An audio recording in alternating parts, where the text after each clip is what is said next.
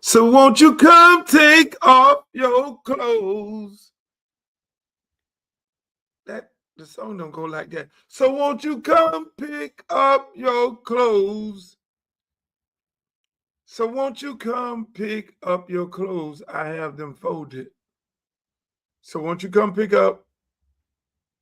So won't you come take off your clothes? So won't you come pick up your clothes? That's kind of interesting. Should I do a remix? I think I might need to do a remix of that song. So won't you come take off your clothes?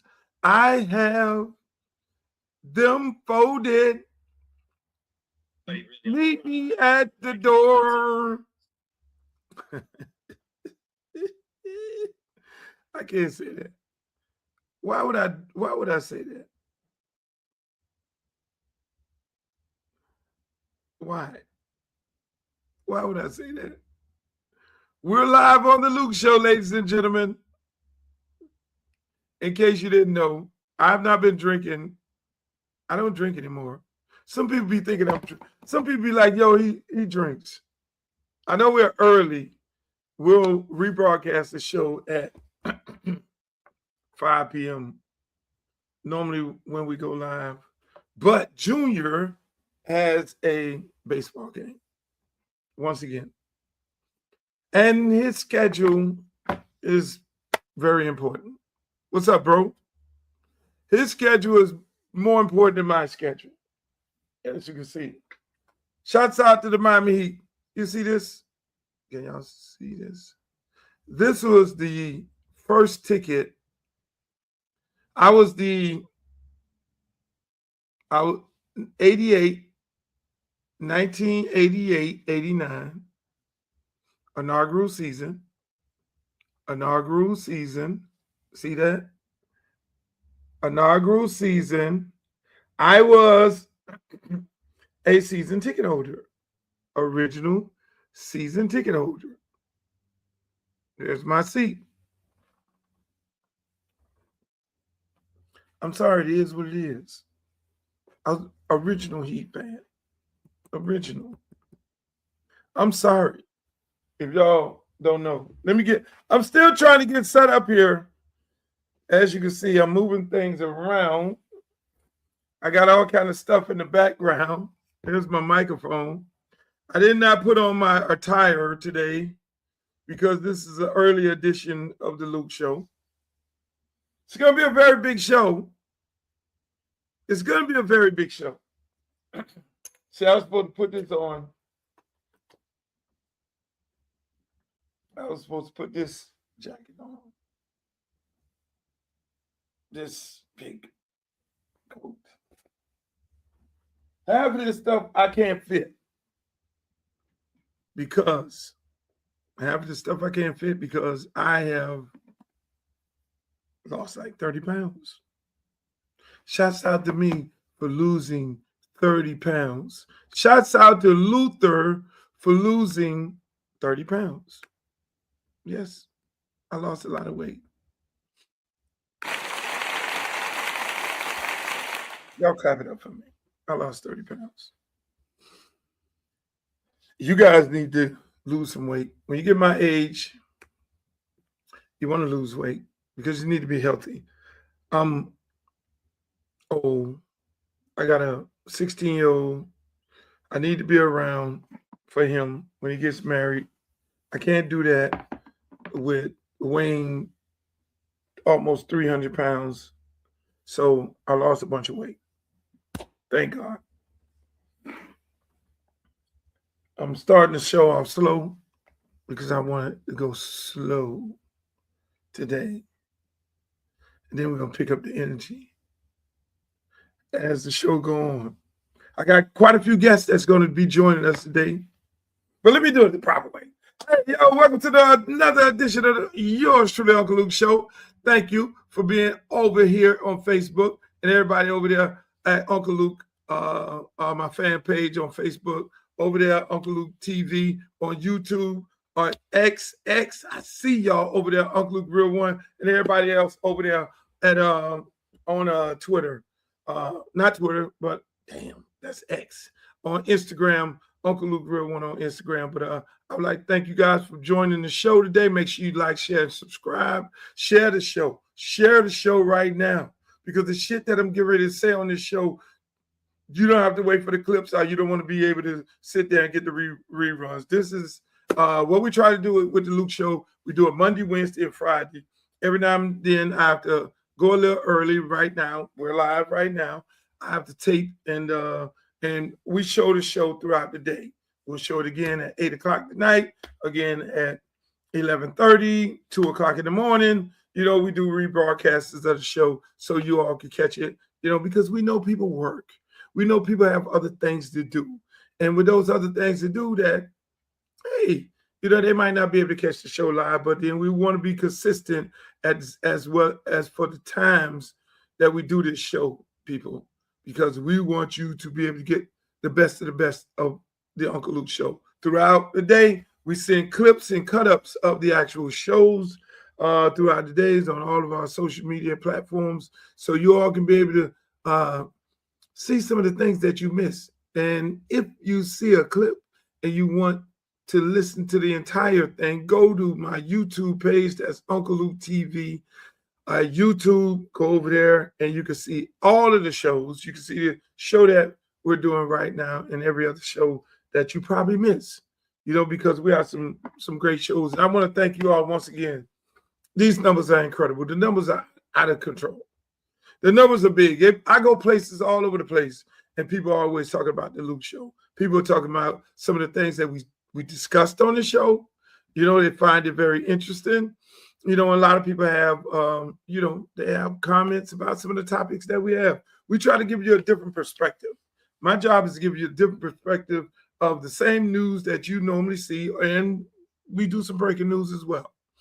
You know, we have guests on from time to time, very influential people who will be able to come on here and talk some good talk to you about some of the things that's going on in the world.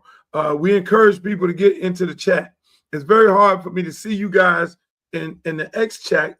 I can see when you came on, but I don't necessarily get to see some of your comments. Same thing goes to the people over there in the Instagram space. We don't, you know, the best place to go to get in the chat where I can see you, like this young lady right here, Facebook, or like this fella right here, Instagram. Not Instagram, but YouTube. Right now, we always start the show off. Want to know where you're from? Get in the chat. Let me know where you're from. Let me post where you're from. I know y'all from New York City in the building, and I got people from all over the world. So let's go. Let's get in the chat, people. Let me know where you're from. Because in the words of Uncle Al, he always said, where you from? Where you at? You know, I like to pay. I like to give respect to my good people. Bell Glaze. Hey, Bell Glaze in the building. I just left the month. Did I see you? I was at the chicken spot. I was at the chicken spot in the month. So if I ain't see you, I'm coming back. No doubt. Shouts out to my man, Ricky Jackson. He just hit me up, said, man, I just saw you on the highway. No, Rick. You ain't see him on the highway, Rick. I was on the highway yesterday coming from Belle Glaze. I got to keep drinking fluids, people, because I'm still suffering from a little cold. Pembroke Pines in the building. Yep, shouts out to Pembroke Pines. We got Overtown in the building. Hey, Bay Springs in the building. Yo, we got people from all over the country up in here. But yeah, I was in Belle Glaze. See, I'm thinking about running for Congress. And part of, you know, a lot of people are like, oh, what are you in Belle Glaze for? You know, I'm on a fact-finding mission. I'm definitely on a fact-finding mission to see whether I want to do this or not. Shouts out to Las Vegas. And Belle Glaze is in the district that I'm getting ready, thinking about running for, which is CD20. So it's Belle Glaze, Pahokee, Belle Glaze, the Muck, Belle Glaze, Pahokee, South Bay, a little bit of South Bay. Then you have River Beach. You have Lauderhill Lake, Sunrise, Tamarack, all those areas that are in that particular district, along with River Beach. I already said that. And so I'm going around different places because I'm thinking about running. I'm gonna make a decision on the 15th, which is next Sunday, whether I'm running or not. And I'm looking at all these. I'm talking to people. I'm going to talk to people, not necessarily politicians, but the actual people. And I sat down at the chicken restaurant yesterday. Shouts out to those beautiful people in there. Best chicken in the world. I mean, damn, that chicken is. A friend of mine just called me just a while ago and it was like, yo, I still got my leftovers of chicken because she was over there with me. And I'm telling you, best chicken in the world. When you go to Belglaze, Pahokee, in the Monk area, go stop by the chicken restaurant. But yeah, I'm talking to different people. I talked to some people in Sunrise. I talked to some people in Belglaze, Pahokee. Talked to people in Fort Lauderdale and a large part of the places around the country, around the state. Just getting to not the state, but necessarily in that district. And I'm learning a lot. I talk to them about the different needs that they may need in these areas. Because if you're going to run for office, I think it's about really running for the people. In my firm belief, and I know the office is the people's seat. A lot of times our politicians get in these seats, and the first thing they think about is it's all about them. They get all on Facebook. They're all parading everywhere. They walking around with their suits like they're bigger than everybody else in the world. No, that's not the case. You work for the people. And when I look at Belglaze, Pahokee, and I look at Riviera Beach, and I look at Lauderhill Lakes, Sunrise, Tamarack, and all those areas that falls into CD20, I know I can make a difference. And I know people want a difference. So, boy, if I run, I'm going to make CD20 the best district in the United States of America. That is what I do, people. I'm sorry. I'm not apologizing for it. I'm sorry. I'm sorry to be sorry about it. I'm not apologizing for it. That's what I do. Liberty City Optimists. People hate on us because we're beautiful. We renovated a 28-acre park. We got a brand new football stadium. We got a renovated, brand new senior citizen building. We got a brand new state-of-the-art gymnasium, fitness center, classroom for the kids. We have 200, 300 kids on a waiting list to get into our aftercare program. We renovated Miami Edison. Made Miami Edison one of the only schools in Miami-Dade County to have turf football fields and big-time state-of-the-art locker rooms. Too bad I had to leave. Hopefully the next coach come in and keep doing what they need to do. We had Adidas contracts at both different places. We educate our kids. Our kids are well-versed. We give them the best of teachers. And also, and this is what Streeter might not know, when I bring him on as Streeter, I'm going to tell you something you might not know. Streeter, how you doing, my brother? What you doing in the dark? It's too early to talk. See, you day trading, motherfuckers. Y'all be in the dark. This how you day trade. Come on, let's get some light. Let's get some light in here. Come on, that's better. You a day trader. You day trading right now? Not today. No, I did. I was just looking at Bitcoin and how they talking about Epstein created it and it's falling, which is a great chance to buy it. Ladies and gentlemen, the tip of the day. Buy Bitcoin. Yeah. Listen. They trying to cover up everything in them Epstein files with a bunch of BS noise. You know what I'm saying? And they've said Epstein was there at the beginning, and now Bitcoin is at 70,000. Which means it's on sale. Because that's the type of games they play, Luke. They're trying to get into it too. They don't want it to go 100,000 before they get all their money into it. Speaking of Epstein, you want to get into politics and all that here? Bro, listen, I'm trying to figure out why you keep saying if I run. Like you playing double dutch and shit. Like I'm trying to figure this out. Why you keep saying if I what would go be the deciding factor if you run or not? If the people tell me they don't want me, if I go to one of these cities, and most of the cities I go to, if I go to most of the cities and they say that we're happy with our congresswoman who has been indicted, and we're going to sit here and wait for her to get unindicted, and we really like her, I would then go sit down and mind my business. Because the job only pays $160,000. It's not about the money. When it comes to me, I know, yes, people go into Congress and come out millionaires because what you do is some things allegedly they say they get insider trading information, and that's how a lot of those people come out millionaires. Right. And other things that they do. But that's not my thing. My thing is going in to do the right thing for the people. And if the people are happy with their elected official right now, which I don't know if she's going to be able to survive being indicted. Survive what? She was indicted. Oh, shit. Yeah, she allegedly took $5 million from the state of Florida.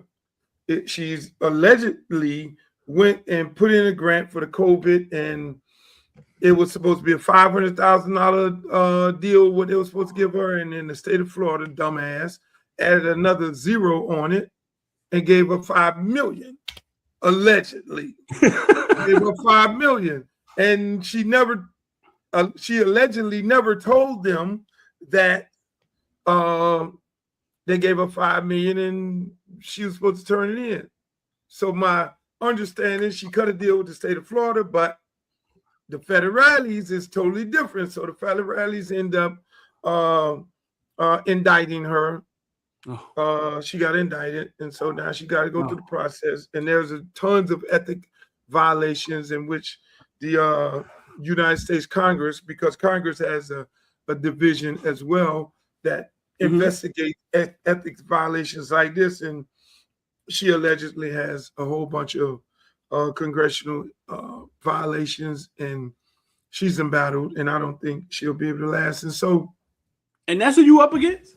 That's who I'm up against. I'm up against her, and there's a couple other people, a little boy, and then a little boy. The little boy running every election in America. He just run and get beat and run and get beat. Then I'm running against another guy whose daughter allegedly did the same thing that she did, career politician. And then I think there's a doctor in there, good doctor. I know him, but he does. None of these people do nothing for the community. So none of these people do nothing. But they always say they're gonna do something, right? They always say these career politicians, these people who want to get in these races. I'm a firm believer of they need to put on the qualification that you need to have done so much community work, outreach work, volunteer work. That needs to be a part of qualifying, because if you have not volunteered your time to do this, the work for the people in a voluntary manner, you shouldn't be able to be running because you want to win. But then again, it's not, anybody can run at any given time. Anybody, so again, yeah, they it's like why the little boy. I will refer to him as the little boy the entire campaign. If there comes a time and I run and I gotta go do a debate, he will be called the little boy. Hey, little boy, go sit down. Do you need a booster seat? I mean, if anybody ever saw me debate, they might need to go and do their homework. When I ran from there, you travel from city to city regardless. Like you travel from city to city now. I remember you was at Jazz in the Gardens, man. You got off stage and you didn't even say, "All right, street them out." You ran straight to the damn airport to go to another city. When you go to these cities, do these people like you? Like, do you get like? Let me tell you, Streeter. The thing about running for office, the most beautiful part about running for office is you get to go and speak to the people. That is the most beautiful thing. I mean, to hear the concerns of them, because you think it on paper, it looks one way, and then it says, oh, the economic, the impact, the numbers, some of the things you can do, and some of the things, crime, healthcare, whatever the things you need to try and accomplish and get done in these different areas. But you can look at that on paper. You can get that on ChatGPT. Right. But when you really go out there into the community, it becomes a whole nother movie. You learn things that you never learned, and you have the pulse of it. So it's a beautiful thing when that happens. You know, and speaking of elections, and speaking of somebody who's on the campaign trail, I got a very special guest. I don't even know how I ended up getting her, but something happened. God blessed us right here, Streeter. This lady right here, I'm getting ready to bring on Miss Nixon, Miss Angie Nixon from Duval. She might come on here gloating about beating Northwestern, so we're gonna have to take that. Oh man, we gotta deal with that. We're gonna have to take that. But here she is. There she go. There's my girl. You know, shout out to those William Marion Reigns Vikings. I mean, you know. But thank you. Hi, everyone. I'm so happy to be here. Thank you, Miss Nixon. Miss Nixon, Streeter. She's running for senator, and that's the Marco Rubio seat, correct? It is. It's the formerly Marco Rubio's seat. It is the current person in office is Ashley Moody right now. So she was appointed to the position after he became Secretary of State. Right. So, hey, look, first of all, I'm excited to have you on here. I've always been a big fan of yours. The things that you've been able to accomplish and get done in Duval, I mean, it's a beautiful thing. And I always, you know, you one of my heroes. I've always, because you came in my Twitter space every now and then, and I just love how you talk about it, how you be about it, and I'm just excited that you're running.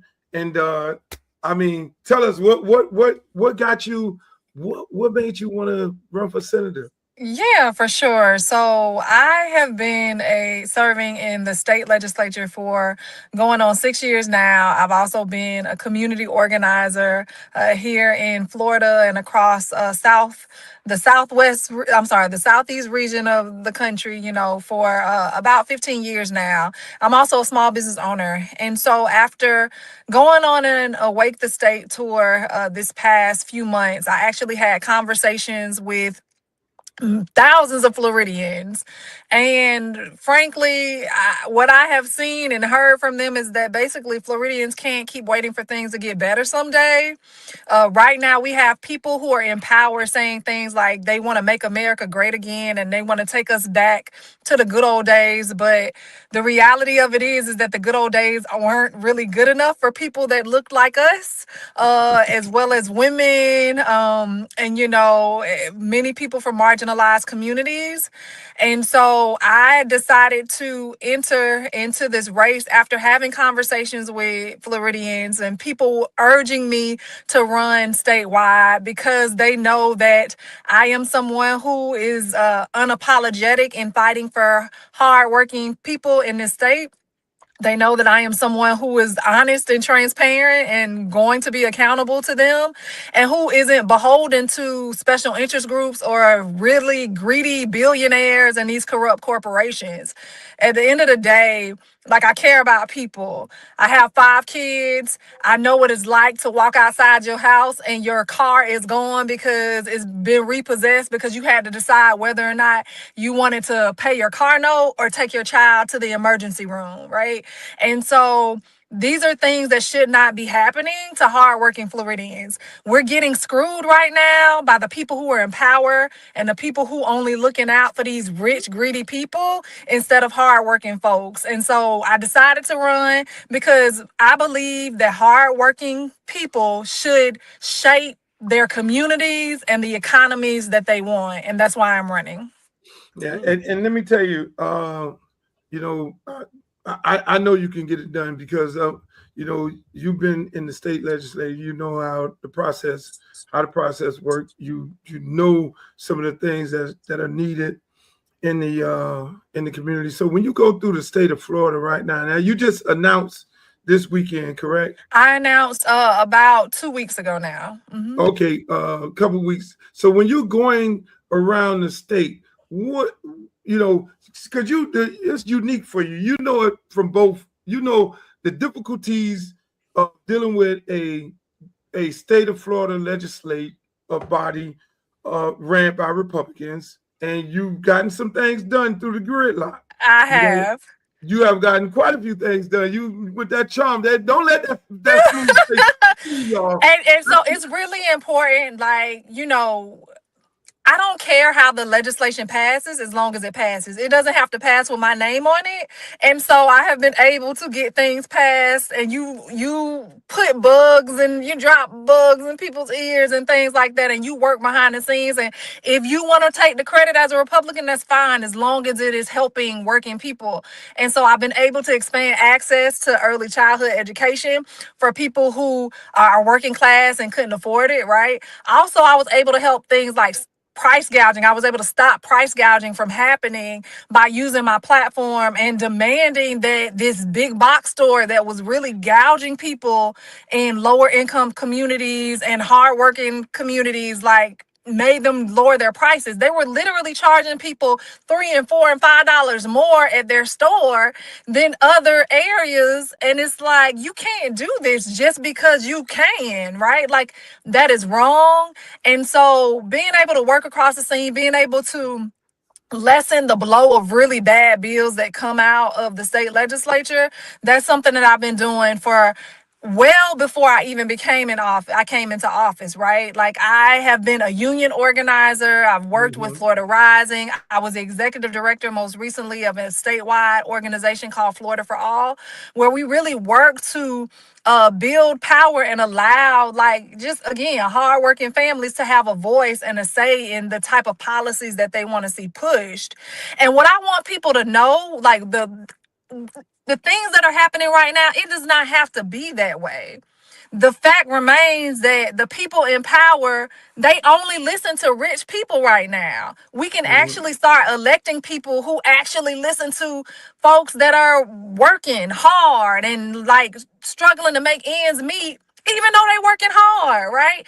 We got these people that want to attack Social Security. They want to not expand access to the Affordable Care Act. And the reason they're doing that is because they want us to have to continue to work for them forever. Like, that's all this boils down to, is about money and power and control for these people who are in power. And it's like, if we elect people who put, like, hardworking folks first, a lot of these problems that we're having right now would be non-existent. I got a question for Luke. And that's, I mean, what you're saying is right. I mean, the lion never gonna wake up and tell a deer how to get away from him. I mean, they're just gonna keep eating the deers. You wrote a book. I saw something. You wrote a book, interesting book, with your 7-year-old daughter. Could you please tell us, everybody, how that came about? Yeah, for sure. So she's now 18 years old. We wrote a book back in 2014, and it was actually a series. So I'm gonna toot my horn a little bit. So my daughter Natalie, she's really dark skinned, beautiful complexion. But a long time ago, she did not want to be Black, right? She did not like her hair. She wanted long hair, like a friend of mine named is Meredith, who was a white woman. And she hated her skin complexion. And so she also kind of struggled reading a little bit. Not that she had problems reading, she just didn't like to. And so I told her, hey, like, let's write a book, right? And she was like, okay, let's do that. And I said, but if you want to write a book and we turn you into a superhero in this book, like, you have to read more books so you can learn more words, right?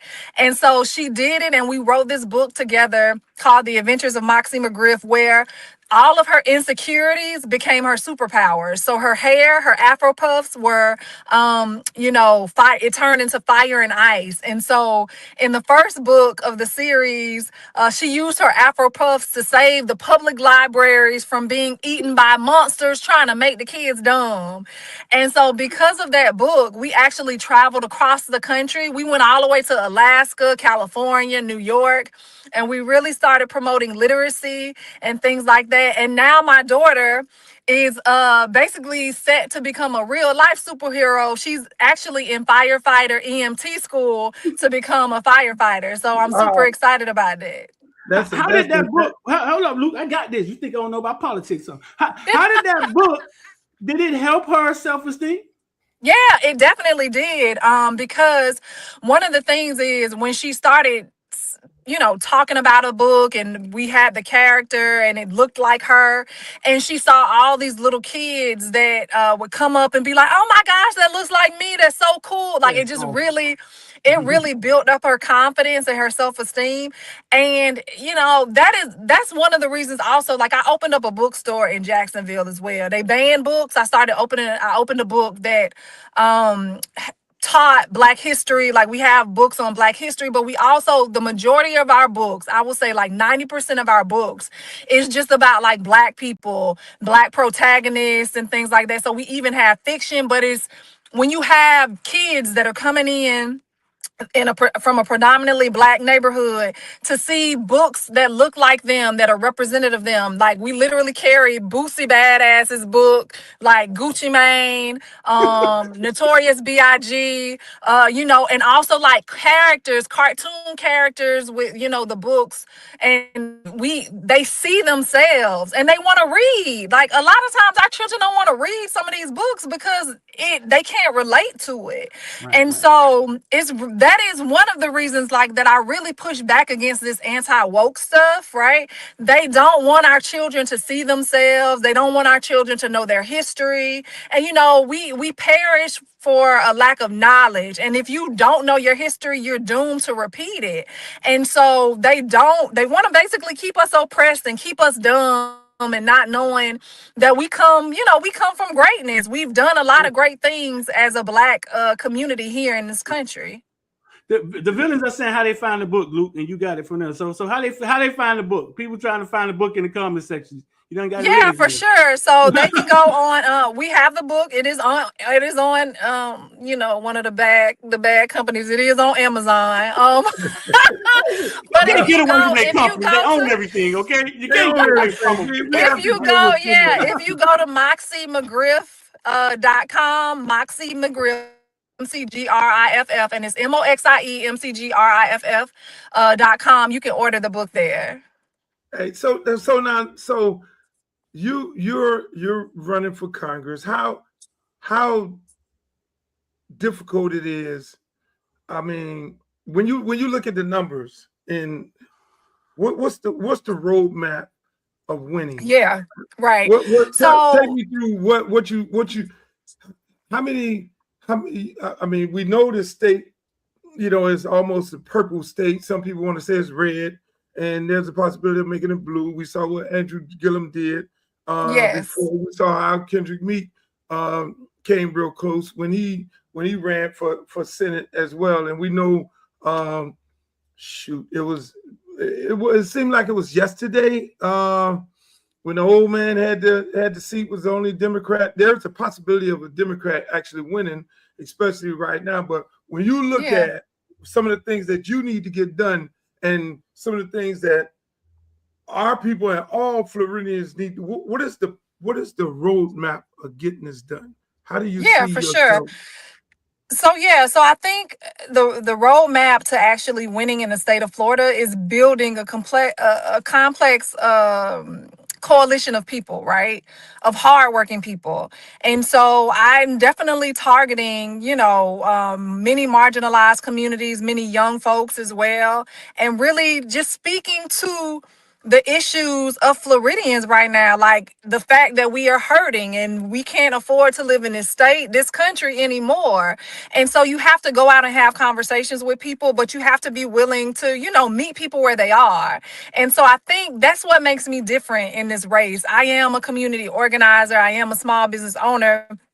And I've been already doing this work for years. I literally had several white male Republicans come to my announcement, my rally, and they came and they said, "Hey, I have watched you over the past few years, and I am going to change my party for this primary, because you got to be a Democrat to vote for me in the primary. so that they can vote for me, and then they're gonna change back so they can vote for me again. But they want, like, they know that I have a resonating message and that I really care about people. I have always stood up with people, even if they don't look like me, if they are being harmed or brutalized or attacked, especially by this DeSantis administration as well as this Trump administration. I want to be clear. I don't have to be briefed on what Floridians are going through. I have actually lived it. The fact remains that people really want to have access to quality health care. I wish that we can make it so that it is that we don't have to pay for it at all. But in the meantime, like, we need to do things like actually reform the Affordable Care Act. First of all, we need to expand the subsidies to allow people to be able to still somewhat afford it. But then we really need to look at actually reforming the ACA, because when President Obama did it, yes, it was great. Like, there was still a lot of issues that were happening. Another thing we need to look at, right, is looking at early childhood education. If you want to put people back to work, right, you, especially like young parents or whatever, they need access to early childhood education. I have a 5-year-old that's in VPK and I got to pay $1,000 a month. Sir, do you know what I could be doing with $1,000 a month? Like, a lot, but I have to pay for my child to go to school. Now, just imagine someone who can't afford that. They're going to keep their child in school. They may not be able to work because of it. And also their child may be behind because, hell, I struggle trying to make sure I'm keeping up with what I got to teach my 5-year-old. So I can only imagine these other parents who are doing the same. Like, it's a struggle. So if you want your children, if we want our children to start ahead, like, why not just go ahead and allow childhood education to be very low cost so that we can get parents back to work and our kids can start on time and ahead. Not only that, but like, why not expand that out to something like a 2-year college, right? People should be able to go to 2-year college for free. And I also believe if they don't want to go to college, we should pay for them to have a trade so that they could become productive citizens here in our state, in our country, and really help drive the economy, right? So these are some really, really easy, common sense solutions that could actually just help us as Floridians and as Americans actually, improve our quality of life. But we have to elect people who are going to look out for hardworking people and not these billionaires who, like, are some of our neighbors now, because you got Jeff Bezos here, who's able to throw a $50 million wedding. But Jeff Bezos does not want to pay his people over $20 an hour. He doesn't want his workers to be able to go on more than two breaks, right? Like, what does that say about us as a country if we are allowing these people who continually exploit hardworking people to actually drive policies? I'm here in the state of Florida. I had to argue last week. These mofos, they want to cut the minimum wage back to it. It's going up to $15 an hour in the state of Florida by October. This was a citizen-led initiative that we put it on the ballot as citizens here in the state. We voted on it back in 2018 to raise the minimum wage to $15 an hour. These mofos here in my building, my colleagues, said, oh no, you know what?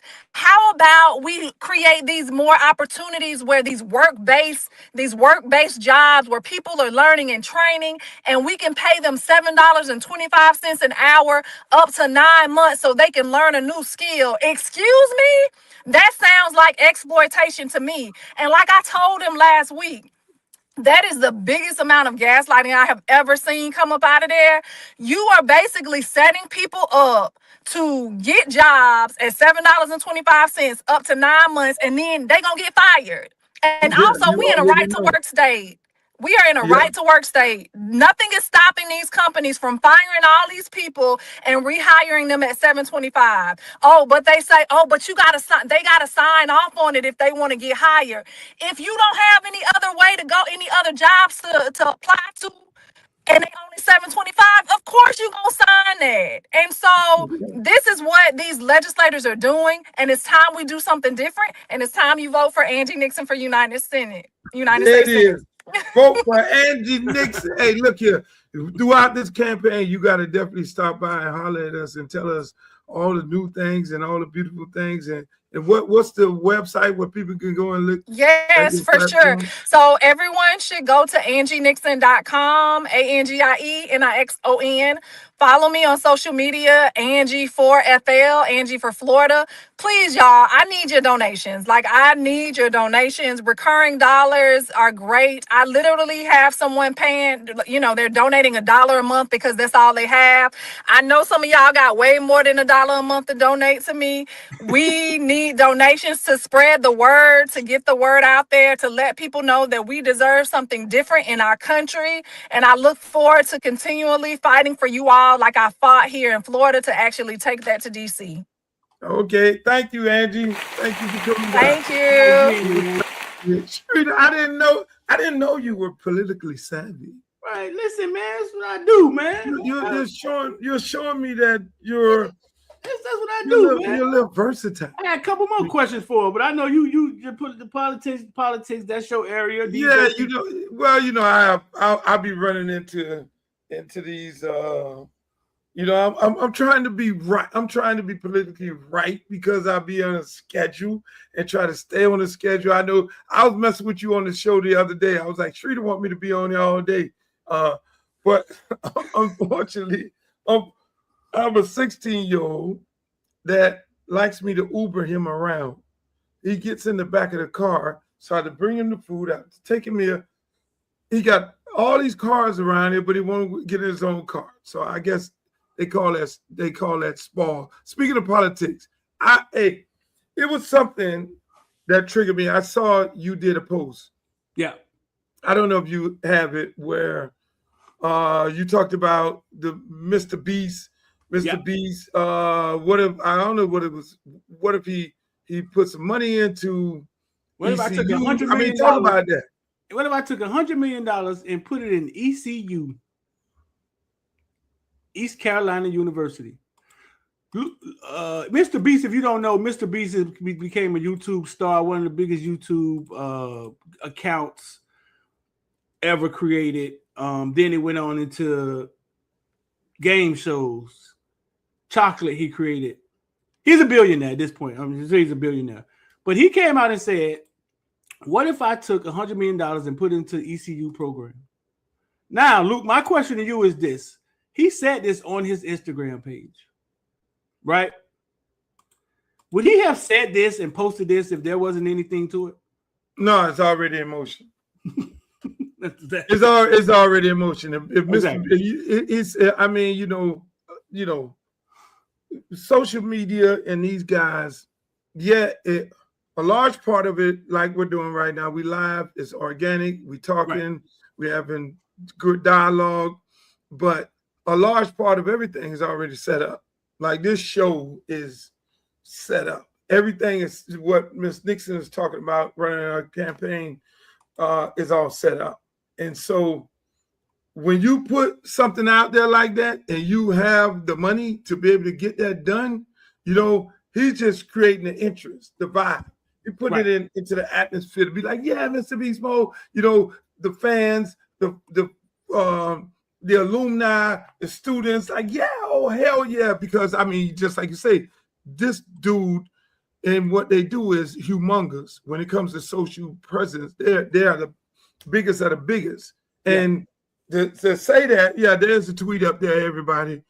Should I spend $100 million? He's now he wants the interaction. He wants people to be like, yeah, spend the money. Yeah. You're going to have assholes on there like, no, spend the money to my school. Spend the money to my school. But then the deal is already done. And Luke, is $100 million a lot? What could that do for a program? Well, I'm glad you asked that. What did $100 million do for ECU? $100 million for ECU. Now, mind you, people don't understand. That is arguably one of the best college campuses.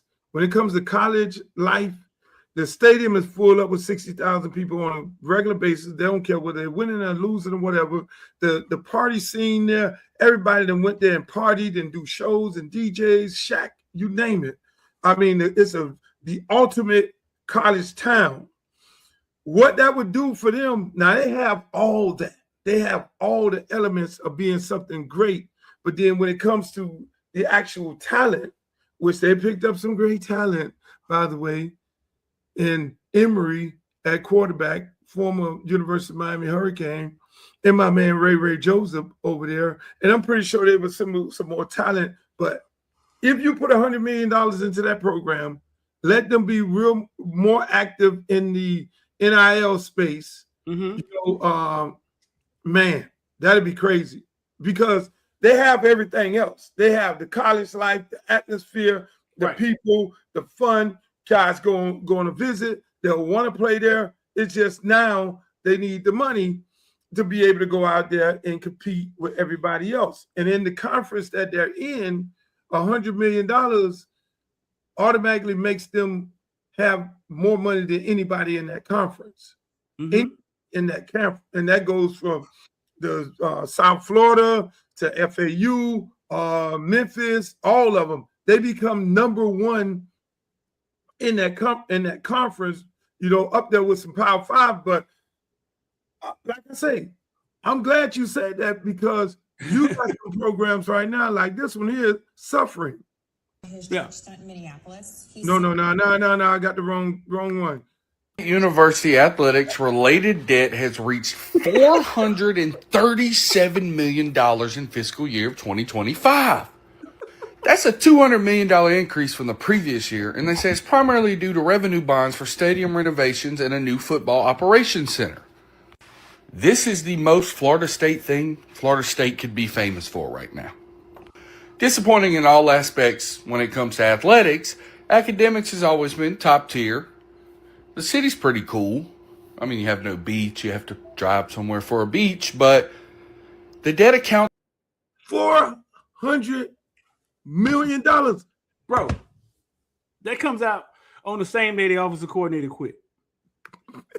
How is Florida State surviving up there, bro? Like that, bro, listen. It gets better.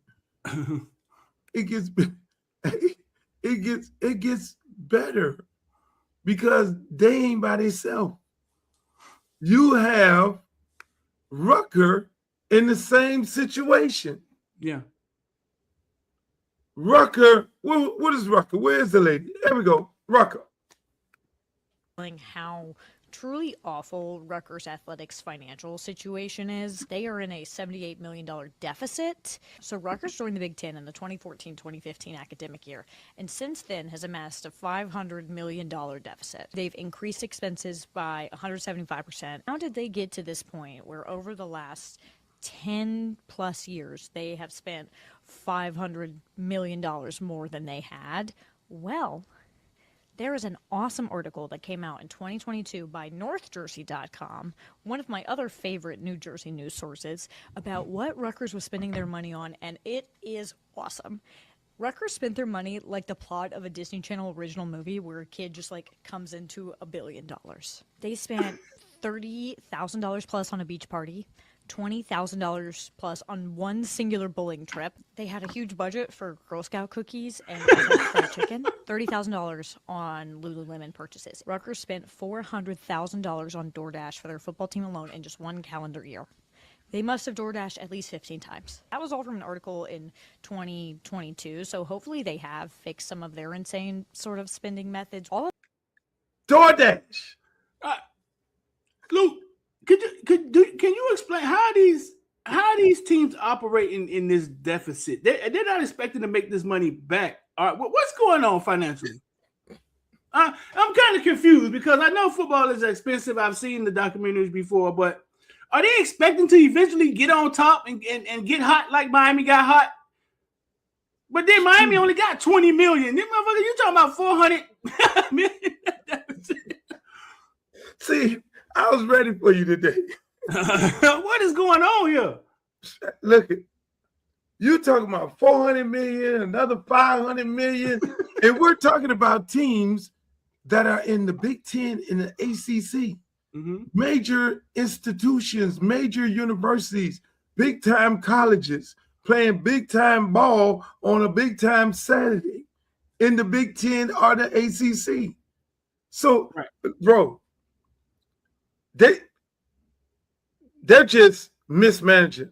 Most people have a tendency of talking about HBCUs and how they mismanage money and all this stuff. No.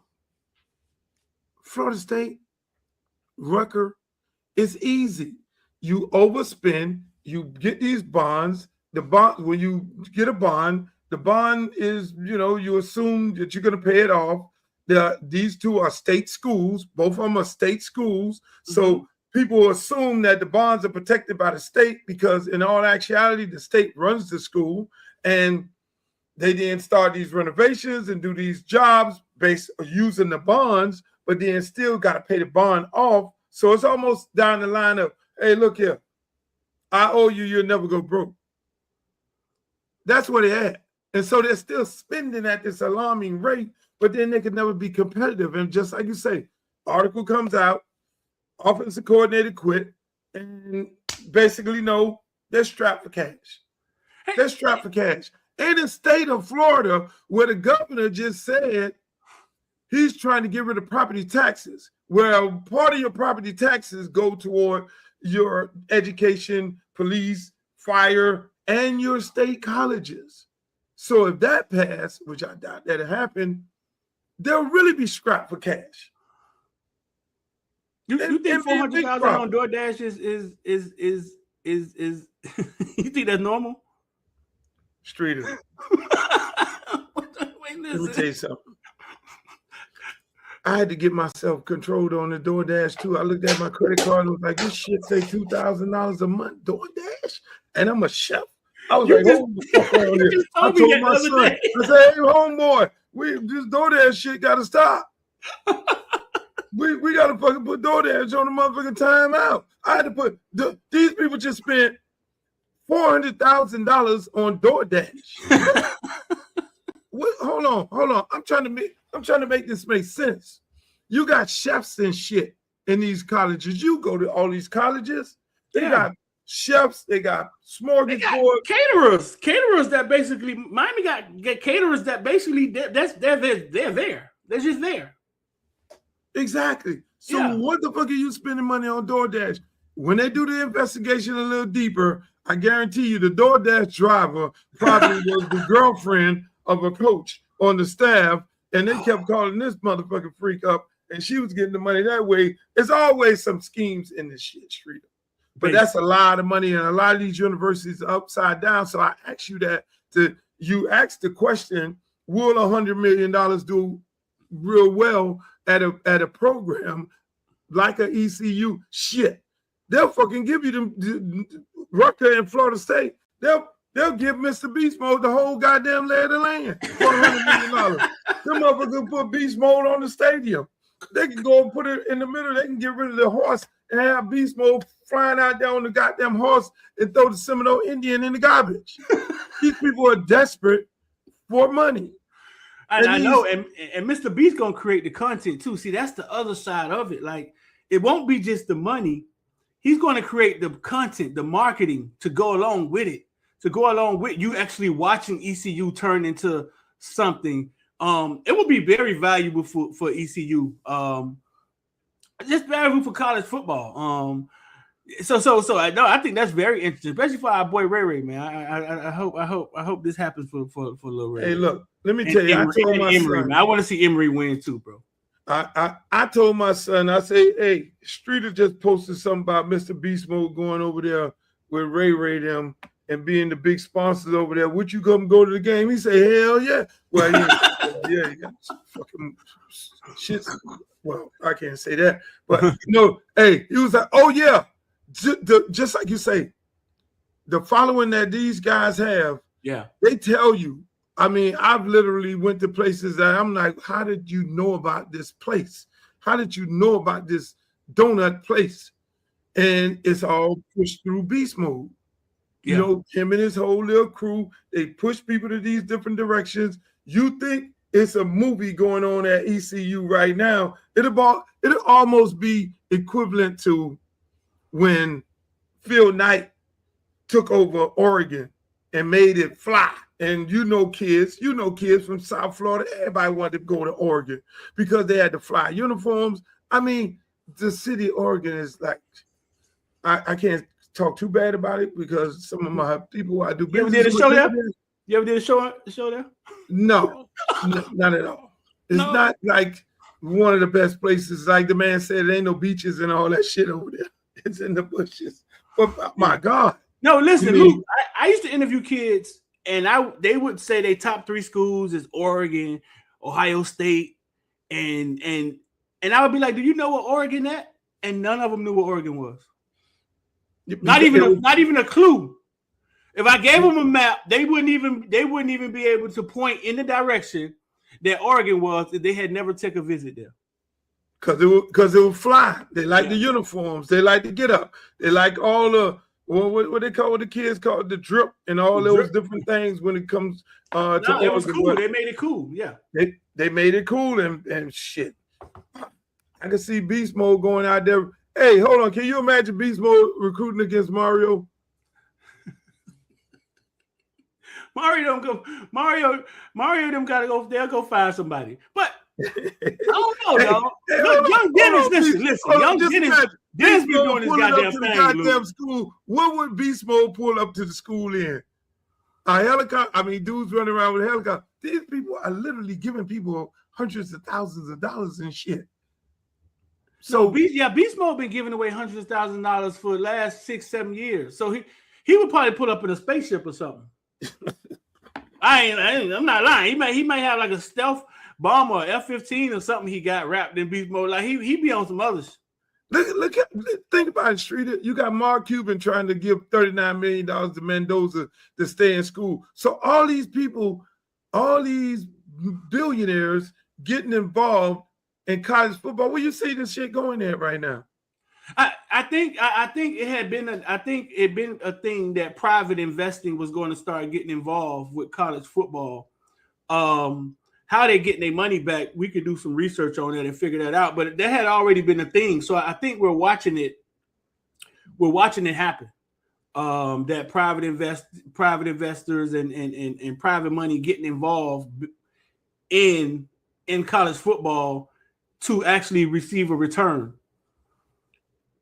But you better not give it to Rutgers because Rutgers over there scared. Rutgers over there. You got to give it to somebody go spin it right and go make it happen. You know what I'm saying?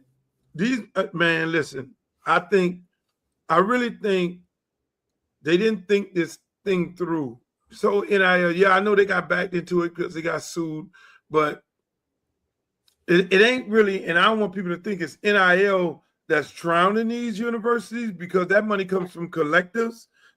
Money comes from people who just making donations. And you got to remember also these universities have major endowments, which in the billions and sometimes trips. So they got money backed up. And so when you really look at it, I'm like, okay, all right, you motherfuckers got an endowment of what? I didn't look up how much money the Rutgers and Florida State got, but I can tell you, they got more than goddamn Florida A&M, and they got more than goddamn Florida State. But at the end of the day, if you can't keep up, what happens?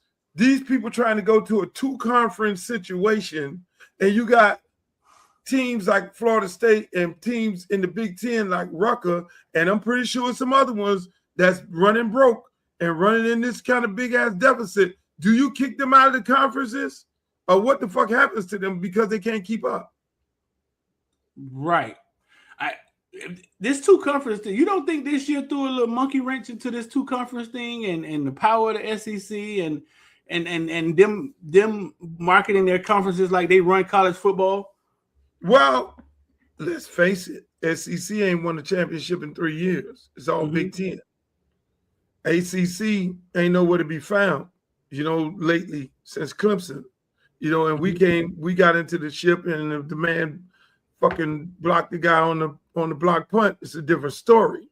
You know what I'm saying? So yeah, I think that's in the garbage, but I think this is something that I don't think they all looked at, because when you look at the revenue sharing when it comes to ESPN and how much money they give to the Big Ten and the ACC, it's totally different than what they're giving to the fucking ACC.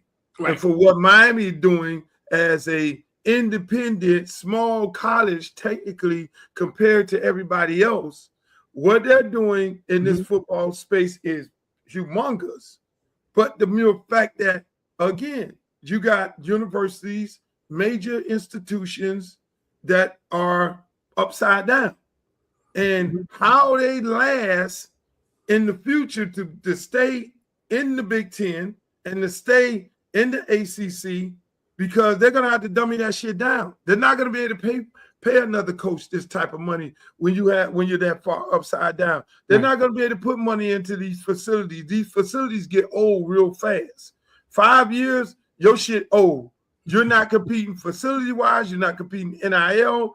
You're upside down. These conferences are going to have to look at, okay, you can't last in this motherfucker right now. I guarantee you, if they had to take Miami and swap Miami with Rucker, Big Ten, I guarantee the Big Ten take that shit all day. Wouldn't you think?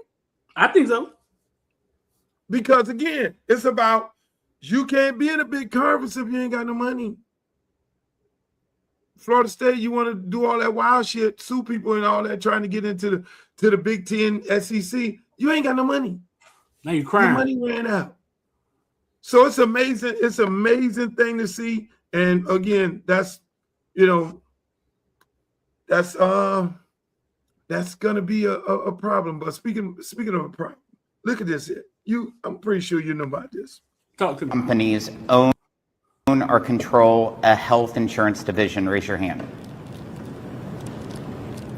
Please keep your hand up if you also employ healthcare providers or own clinics, specialty pharmacies, or any other kind of medical practice or pharmacy. Please keep your hand up if you also own or control a pharmacy benefit manager. And please keep your hand up if you lead a publicly traded company at which you have a legal responsibility to maximize shareholder value. So we've established on the record that the largest health insurance companies are not just insurers. They are also medical providers and pharmacies, diagnosing and deciding treatment for patients. They are also PBMs, another form of middlemen managing drug benefits. They are increasingly controlling every aspect of our healthcare system. How in the fuck? And they talk about insider trading. They talk about insider trading. They talk about calling somebody, talking about, hey, bro, did you see what he just explained? Insider trading. We're fucked. Yeah, bro. Hey, so it's everything. Hey, you're the doctor. People don't do nothing fair. Like, y'all always want to be right and legally and be fair and you got to do that by the book.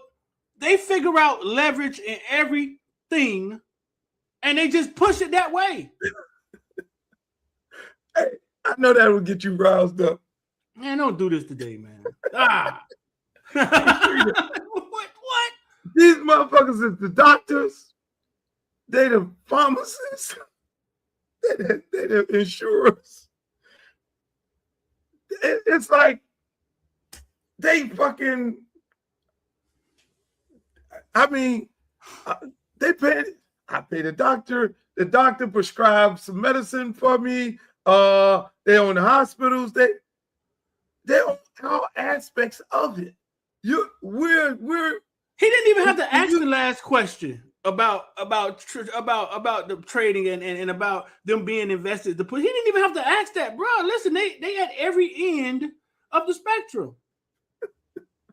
They're not fair. They're not even trying to play fair.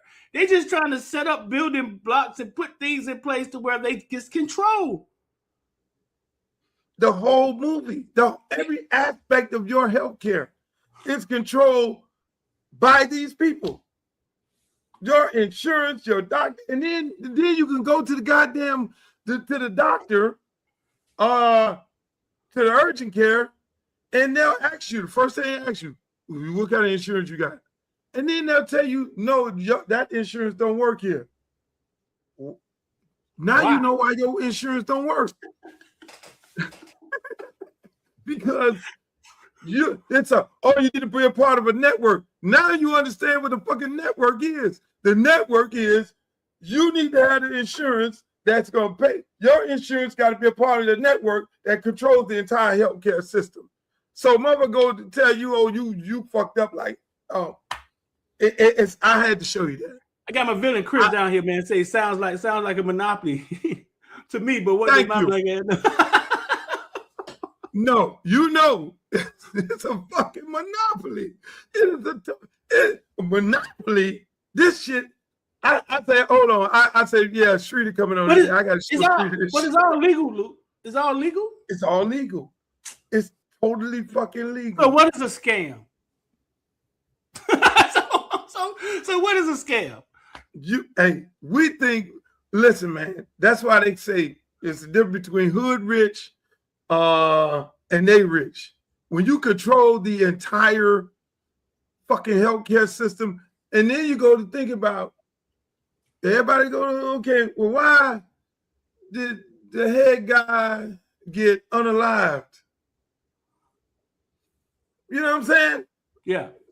These people, so you just automatically be like, why did they just unalive him walking down the street of New York? And then you go to thinking, well, it's got to be something to this for them to do that. And there are people who study these type of things on a regular basis and get really upset about it. It's almost like how we do football, where we have disagreements about football. These people having disagreements about the healthcare system that they done monopolize, saying to themselves, this is fucked up. And then somebody get themselves worked up, and then I'm going to go do something about it. You know? Right. We laugh about it, but some people, grandma and parents die because decisions was made. And they felt like, hey man, the decision could have went the other way. Y'all controlled everything. It ain't about legally what's right because they could tell you, they could clearly tell you, look at the books. This is how much money Streeter paid in the healthcare for the last 10 years. And now he got to get some surgery that's going to cost him 3 times as much as he put into the system, into our network. This is how much, okay, we'll make money off the damn the prescriptions. We'll make money because we're on the drugstores. We'll make some money back there. But no, we're not going to be able to make our money back off of him if we allow him to get that. Look, we can't help you. I was a Dade County CEO for 13 years. And I watched the corrections facility go from just us policing the inmates to a large majority of it turning mental health. And you had to give them their medication. And you had to walk with the nurse. And she had to go around 3 times a day. It was almost as if they were pushing medication into the facility. And it became a huge theme about medication and mental health. It blurs the line of drug dealing, like street drug dealing and legal drug dealing. That's why I keep telling people. I tell all my hood friends, I say, look at man, the same thing happens in corporate America, happens on the street. Yeah. It's big bank take little bank. You're trying to monopolize, you're trying to go get somebody's spot. If he's set up over here and he's selling a lot, you got more guns than he have on your team, then you go take his spot, and you go take his spot. Donald Trump take his spot. Hey, look here, man. Hey, look here. You controlling what comes into the country. All right, I got all this. Okay, I control these things. Hey, look, I'm gonna monopolize this thing, and I'm gonna do this thing just like fucking Super Walmart. I'm gonna take the flea market mentality, turn it into Super Walmart, turn it into Target, where you can come get all your shit at one time, and we're gonna control the whole movie now. Fuck Walmart. We're gonna do this shit on Amazon. Let's keep it goddamn moving. Speaking of that, when I saw this, I was thinking about you at the press conference with let me just play this. Democrats who were in there. Elon Musk was also in there, and so was your Commerce Secretary Howard Lutnick and correspondence that he had with him. Did you read those new files that were published by the Department of Justice? I have a lot of things I'm doing, a lot of things I'm doing. I don't know. You mentioned 2 names. I'm sure they're fine. I'm sure they're fine. Otherwise, it would have been major headlines. A lot of women who are survivors of Epstein's are unhappy with those redactions that came out. Some of them, entire witness interviews are totally blacked out. Do you think that they should be more transparent? The fact that they thought they released too much. I heard that, and you tell me something else. No. I think it's really time for the country to get onto something else. Really. Now that nothing came out about me, other than it was a conspiracy against me, literally, by Epstein and other people. But I think it's time now for the country to maybe get onto something else. But what would you say to people who feel like they haven't gotten justice, Mr. President? Something that people care about. Yeah, what did you say? Go ahead. What would you say to the survivors who feel like they haven't gotten justice? You are the worst reporter. No wonder CNN has no ratings because of people like you. She's a young woman. I don't think I've ever seen you smile. I've known you for 10 years. I don't think I've ever seen a smile on your face. I'm asking you about survivors. You know why you're not smiling? Because you're not telling the truth. And you're a very dishonest organization, and they should be ashamed of you. These are survivors of a sexual abuser. I was thinking about that. Your press conferences with Mario.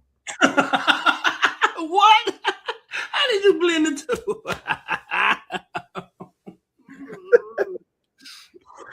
How did you blend them together? When I saw that, I was like, this seems like a Street of Mario interaction. How did you blend them two together?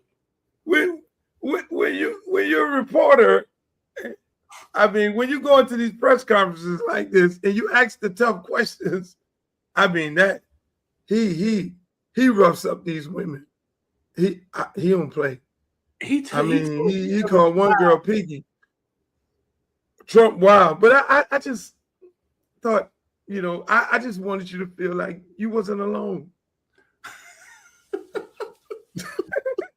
Let's see if they have her back. Let's see if they come to her aid, and let's see if they have her back. No, that was the big thing online. Nobody came to her aid. They was like, all these reporters just let him abuse her. She knew that when she asked about these Epstein files, she been covering this man for the longest. Trump then went off on every reporter. He done went off on her numerous amount of times. This just new right now. This just brand new right here. But he don't. Why nobody talks about the bullying? Why nobody talks about the bullying? The bullying is huge in our schools. It was a big bullying movement. Nobody talks about him bullying people. It's the right for those reporters to be there and ask some questions. That's why they're there, for the people to ask questions to people like him. Nobody talks about how he bullies people. Why?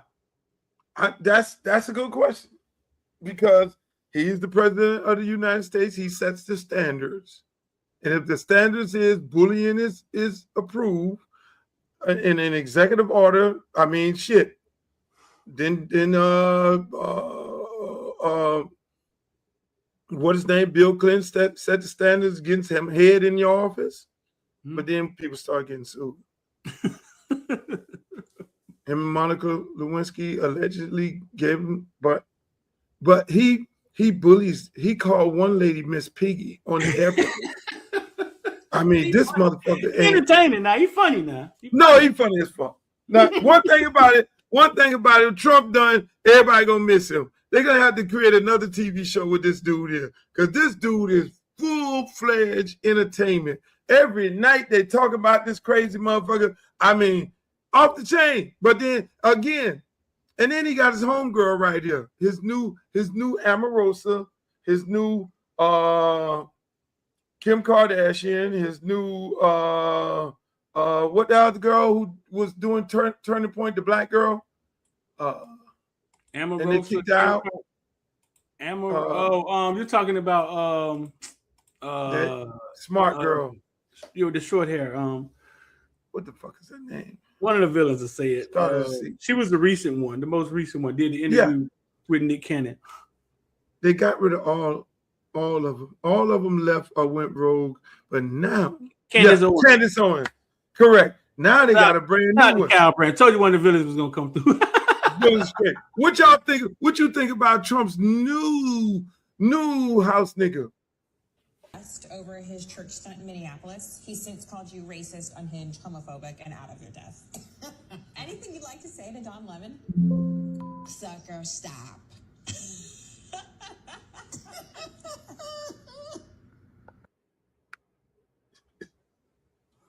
What you think?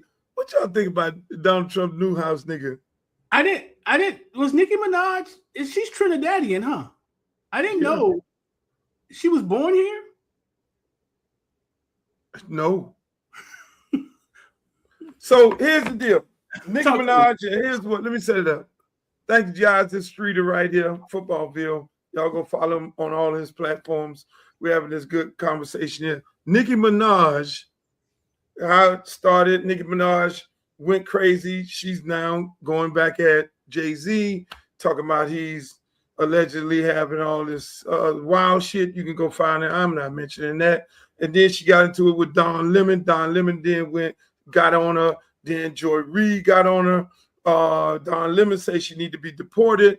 Nicki Minaj then tell her homeboy Trump, hey, Trump, you need to put this nigga in jail. And then Don Lemon goes to the church and he interviews the pastor who is a part of ICE, allegedly a part of ICE. And then a couple days later, Don Lemon at the Grammys, they go and get him out of his hotel, lock his ass up. So then that's when Nicki Minaj was asked that question there. Again, she called him, the sucker word. And that, unfortunately, it's sad because it's consistently going on. Nicki, everybody says she sold her soul, but the question is, how did she come back from this? Everybody we have a tendency as a people, we take people back. Amber Rose went over there with caping for Trump for 100 years, all on The Apprentice and all that shit. She didn't say, oh, I'm not fucking with Trump anymore. All of a sudden, we take her back. We forgiving people.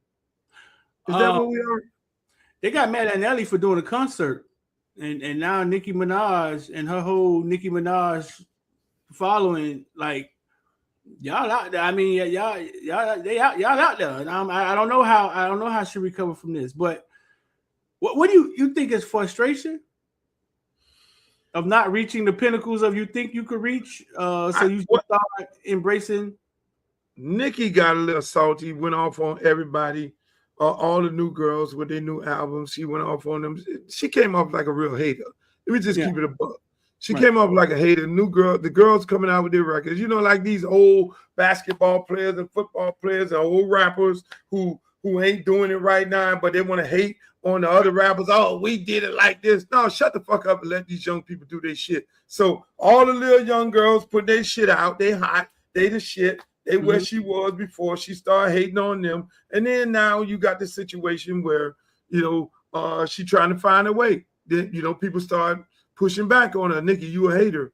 And so what ends up happening now, you're undocumented hater. So Don Lemon jumps out there like this motherfucker is undocumented. And plus she allegedly have a brother and a husband that has child abuse issues, allegedly. Yeah. And she's trying to get them off. She's trying to get them off and get them pardoned and all that by Trump. So she goes to Turning Point. And Trump said, okay, you got to go over there and say it's on the Turning Point first. And if Turning Point approve you, then you can come over here with me. And then she went and sold a Turning Point with Kirk's wife and all that shit. And everybody's like, what the fuck are you doing? Because Kirk actually said out of his mouth, you are not a fucking role model. Charlie Kirk used her as one of the black people he don't like and think that's fucked up. So, but Kirk's wife running the organization totally different. And they say, go on over and sell your soul. Then now after she sold her soul, she's over there. And everybody's like, this motherfucker here got something going on. So Donald Trump then gives her a gold card. The gold card is the card that he allows you to come into the country. If I give you a gold card, that's for the millionaires and the billionaires. I'm going to give you this card, and that's your ticket to citizenship. See, Trump got to put his name on everything. Right. He tried to put his picture on the stimulus checks when he gave everybody. fucking put his name on the goddamn Kennedy Center. It's now the Trump Kennedy Center. He has to have his name cemented, and that's very important. A lot of us don't realize how important to cement your name in history. You know what I'm saying? Like, the young fella earlier, he didn't want to be a part of a bill, but his name was cemented into the bill, and it's like, no, I don't care. But that's a whole nother movie there. But that man is trying to put his name on any and everything. Yeah, that's his whole thing. Yeah, they said she got a brother in jail, and her husband is registered. Well, we already knew her husband was registered sex offender. However, he became one because people rapped about it. Yeah. So we got the Super Bowl getting ready to come on. And you got Bad Bunny getting ready to perform. And then you got Turning Point getting ready to have their own concert with Kid Rock and all of them. They got a redneck concert, a Republican concert at the same time as a Super Bowl concert going on. I mean, what's your thoughts on it? What is explain to people what is Turning Point? You said it twice, and I'm sure more people don't know what Turning Point is an organization that Charlie Kirk founded. That's the guy who ran around, who they unalived at an event. Somebody, unalived him. He ran around the country saying black people are stupid. In my opinion, Black Ketanji is she shouldn't be a Supreme Court justice. Kamala Harris is a dummy, uneducated. That's what they do. That's what he was doing.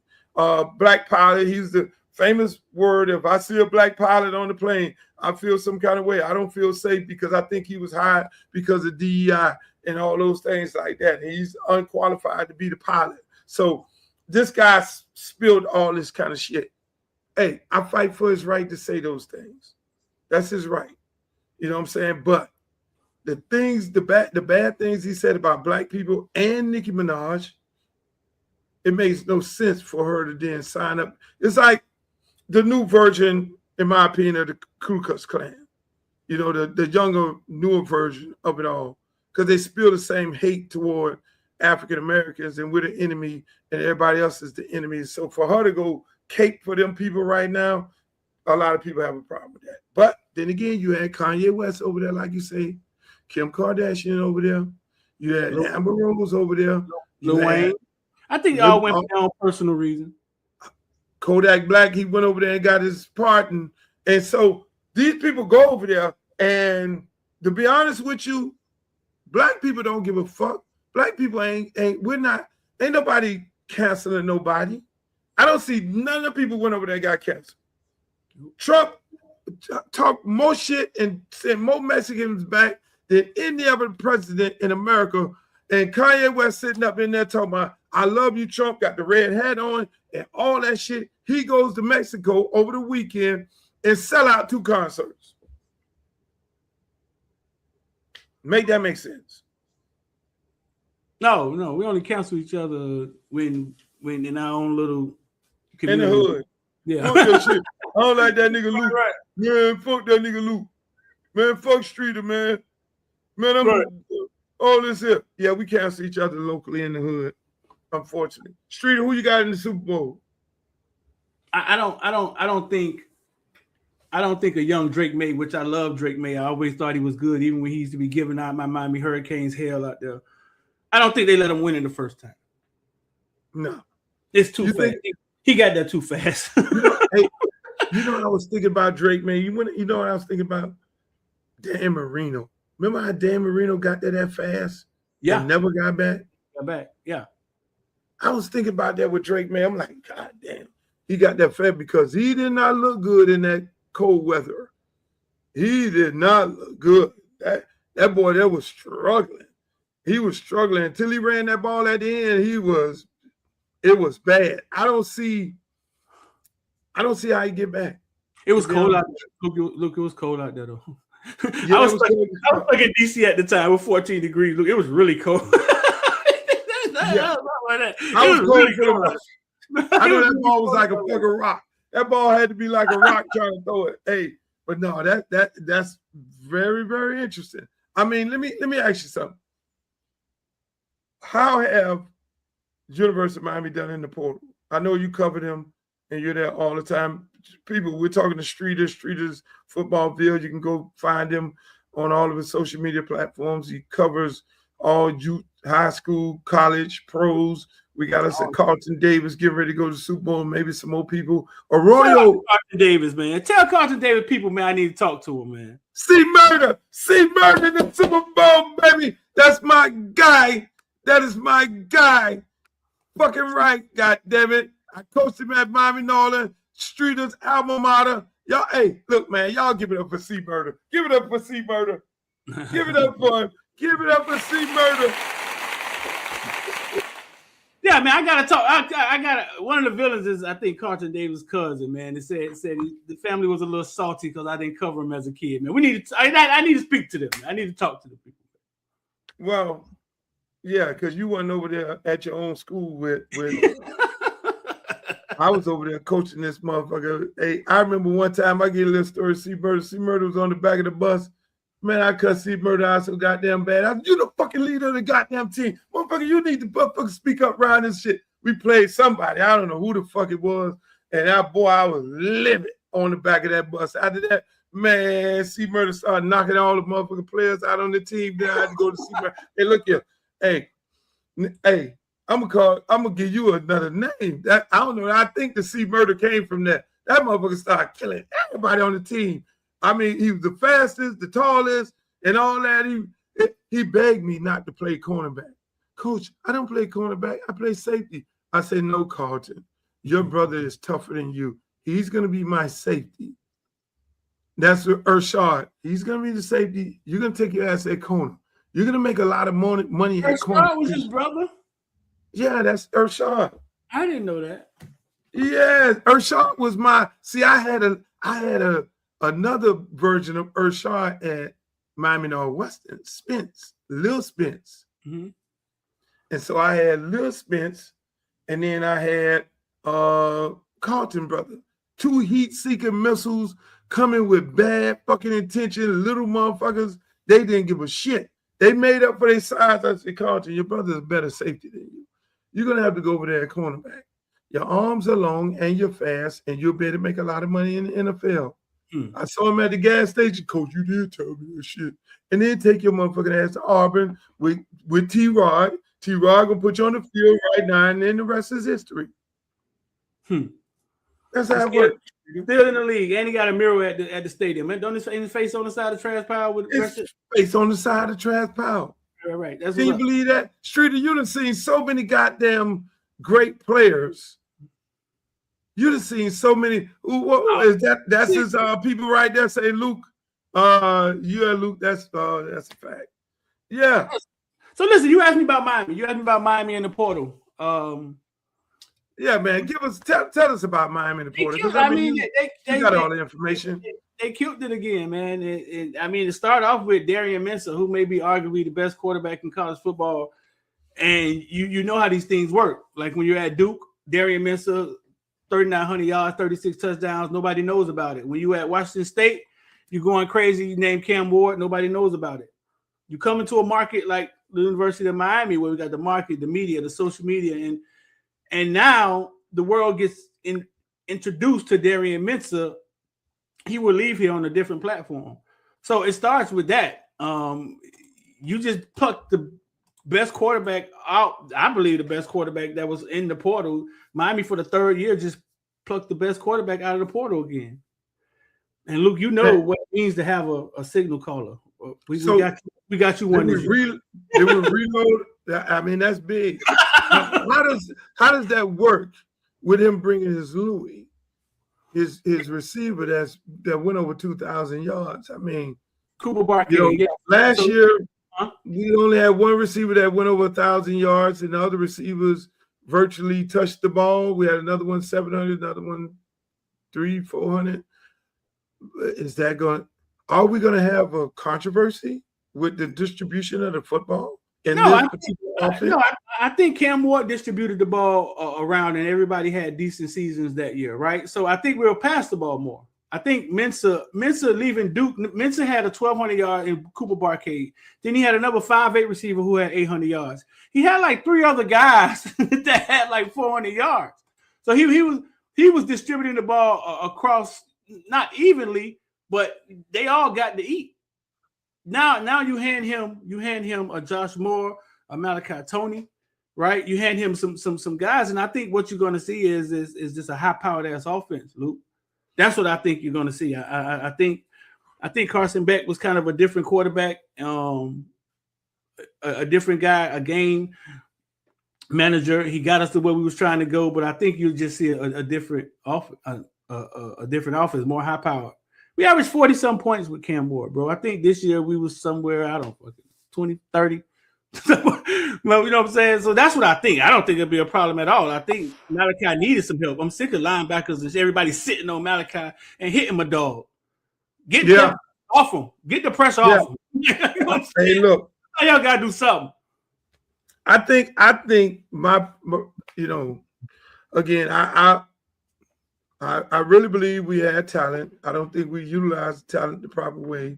But this is going to be a telltale year because you went from TVD looking like Carson Beck, then you had Cam Ward in the middle of that. Now you have this young man right here who seriously puts up numbers.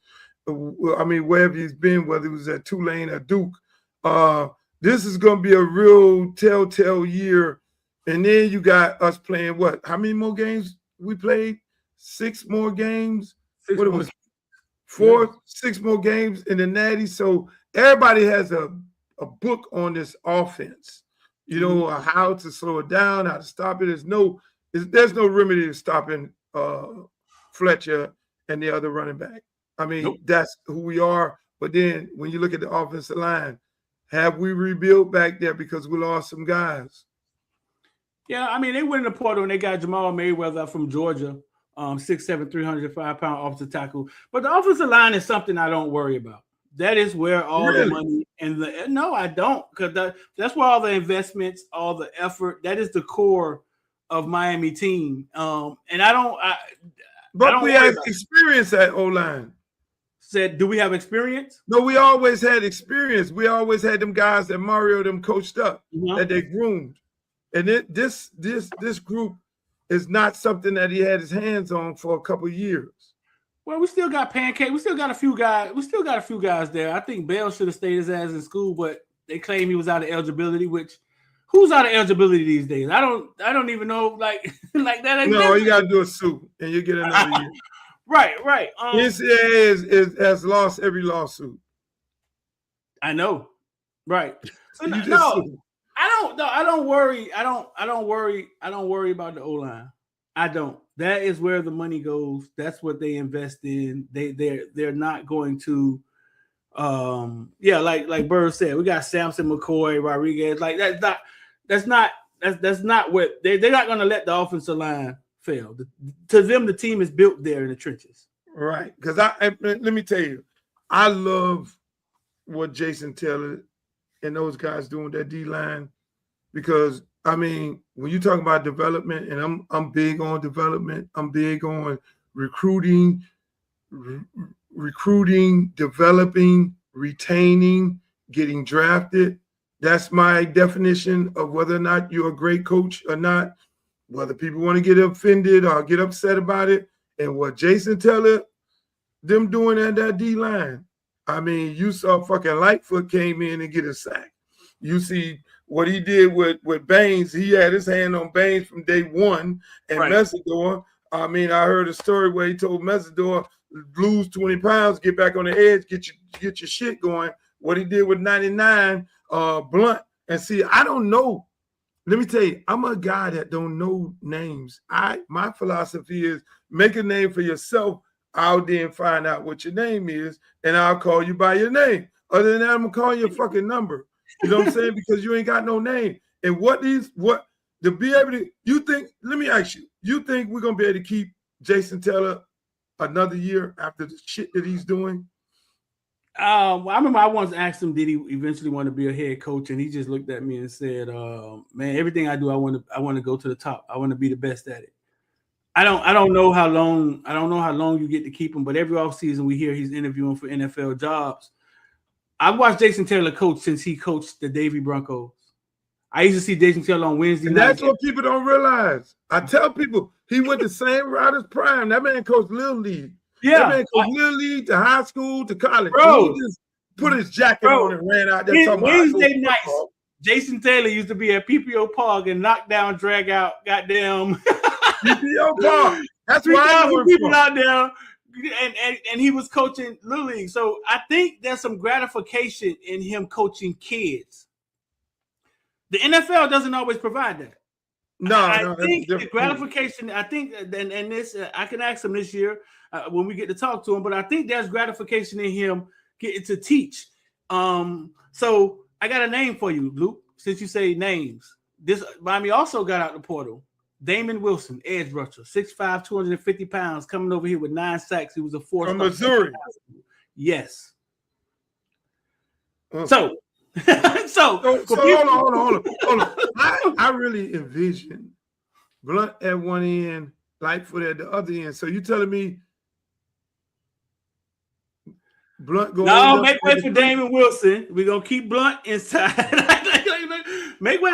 Listen, this Damon, go watch his film. Edge rusher.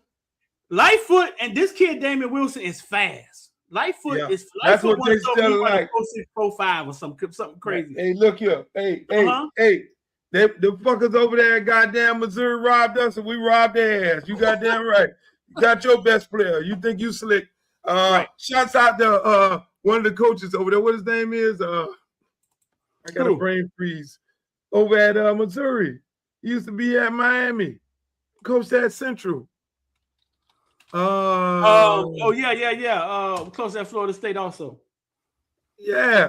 Oh shit, I forget his name. Don't worry about it. We don't need to tell nobody's name. He might want to call somebody up. But yeah, man. Hey, Streeter. That's a beautiful thing, man. I got to get off of this thing because I got to go get a little man his food. He got let me tell you something. Baseball. He got a baseball game tonight. Baseball don't do pregame meals. I was asking my son, y'all got a game, y'all don't do pregame meals? He's like, no. And then I started thinking about it. I was like, shit, these boys play 2-3 games a week. They can't do no pregame meal. So yeah. I'm the pregame meal. I'm still doing pregame meal. I got to go take him this pregame meal to feed him, get his food, and get himself together, get ready for his game tonight. They got one more preseason game, then they start the regular season. Every time we on the phone, you at Chick-fil-A. I think I know the damn order by heart. It's like no, I'm not going to Chick-fil-A. My Chick-fil-A is under renovation. I know, right? A number one and a cookie. A number one and a cookie. Yep.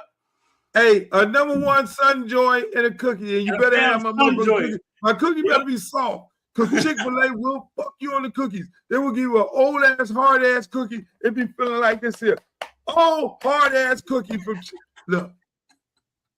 So I tell them, look, I want my shit fresh and hot. I will go sit out there in the what you call it, cook. Best cookie in the world, but when that motherfucker hard, you don't want it. You do not want it at all, man. But that's my show. We're gonna come back on Friday. Hey man, y'all follow my good friend Streeter right here, all his channels, Footballville, YouTube, Footballville, Instagram, Footballville, Twitter, Footballville, X, Footballville, everywhere. You follow him. He got the goods on all the good shit, and I love them captions. Streeter is the guy that's like on the ESPN thing where it said, "What have I told you?" That's what you are. What have I told you? What have I told you Mr. Beast Mode would put $100 million into a football? What have I told you if Malachi Tony go to the NFL right now? Fresh 18 years old. No, man. I appreciate you coming on, man. Thank y'all for being in the chat. Hey, shouts out to the villains. Hey, if you want to be a villain, how can you be a villain? Because a lot of people always ask me that. You can text me right now, 786-405-9499. Send me a text, or the link is in the description of the Twitter. The link is in the description of the YouTube, man. Just text us villains, and you can become a villain, a member, man. They was in there for 10 hours in the Discord yesterday, Luke. Really? I didn't get. I feel some kind of way. I didn't get my link. I haven't gotten a link lately to come in to talk with the villains. I guess they don't want to talk to me because I'm, everybody. You know, every time you go off on Beard, I got to give you a week to cool off. Every time you go off on Beard, I got to give a buffer. I had more ammunition. I had to stop. I had to stop off Beard. Hey, I was like, no, don't do it. I got all this. I'm like, you motherfuckers want to fuck with me, bro? Talking about Beard, I will compare him to LSU, UCLA, USC, fucking Georgia, all these receivers, and how many in the last 4 years, and how many got drafted, and the numbers this year. I say no. Go get your son, man. Go get your son. Yeah, I wasn't doing that. I'm not bothered with Beard. I love Beard. Leave him alone. Coach Beard, I love you. And what the other dude named? Kamani McLean up in Broward. What the dude named? The DB? Kamani McLean? Asante Samuels? Asante. Yeah. Asante Samuels, straight from Ghana. I love you too. Kamani McLean? Why do I Asante Samuels? Asante, why the fuck I got his name? Hey, Kyle, man. Tell Kyle you love him too. Look at Kyle chiming in from Broward too. Here's another. Kyle, I love Kyle. Hey, Kyle. Yeah, listen, man. Kyle, I'm gonna need them votes. If I run, Kyle, I'm gonna need Lauderhill Lakes. I'm gonna need Sunrise. I'm gonna need Tamarack. I'm gonna need all y'all from Broward to vote for your boy Uncle Luke. If I got them and run, I'm gonna let y'all know the 15th. So goddamn it, let's mount up. Hey. Luke, Kyle said they're gonna jump you, bro. Broward coming to get you. You better. Broward is not killed. No, they love me in Broward. Shit, I was just in Broward the other day. Hey, I got them gangsters over there, bro. I fought them guys. Hey, that's it. Sab Joseph over there. Stealing our goddamn player. Sab over there. I know you over there, Sab. Hey, man, but that's Cam Kitchen. That's Cam Kitchen's dad right there, Marvin Chapman. Cam Kitchen, Dad. What's up, Kitchen? Yeah. I coach the little brother. I say, Kitchen, bring your ass out. Come on, Kitchen. I want to talk Kitchen, Coach Luke. Hey, I love the Kitchen, man. Hey, man, I got my DB. He going to FAMU today. Just signed up. Shit. They just called me and see. Let me tell you. And I'm going to leave on this one. Good coaches is never the end. You got to keep working, getting these kids in college. And one of my DBs, man, his mom on the phone crying today. Billy Rose, shouts out to Billy Rose. They called me up and said, man, we want Mike, DB Mike. You know Mike, the fast Mike. guy. They took Mike. Yeah, Mike going to FAMU, man, today. Mike signed it. They just emailed me his paperwork to sign. I got to go get it. You got another year in high school? Didn't they give him another year? Yeah. I had to fight to get another year. See, that's when you have a coach that fight for you. And no longer, Coach Luke is no longer here to fight for anybody. Let me go feed my boy. I was right there. You did fight for him. You was right there in the paint. Mike got another year and shit. God bless him. The other boy thought he didn't have another year. He got 2 years. But shit. Hey, that's when you dine with the mob. That's when we work together. We're going to continue doing that. Thank you, Streeter, for being on here today, man. Hey. Everybody else, I love y'all. Peace, love, and the words of Walter Cronkite, may the good news be yours. Make the booty go, make the booty go, make the booty go, make the booty go, make the booty go, make the booty go, pop, pop, make the booty go, pop, pop. I need some bad girls. I'm gonna let y'all hear my new song. I need some bad girls. Come on, baby. Come on, right here. You and you. Come on with that, your fine ass.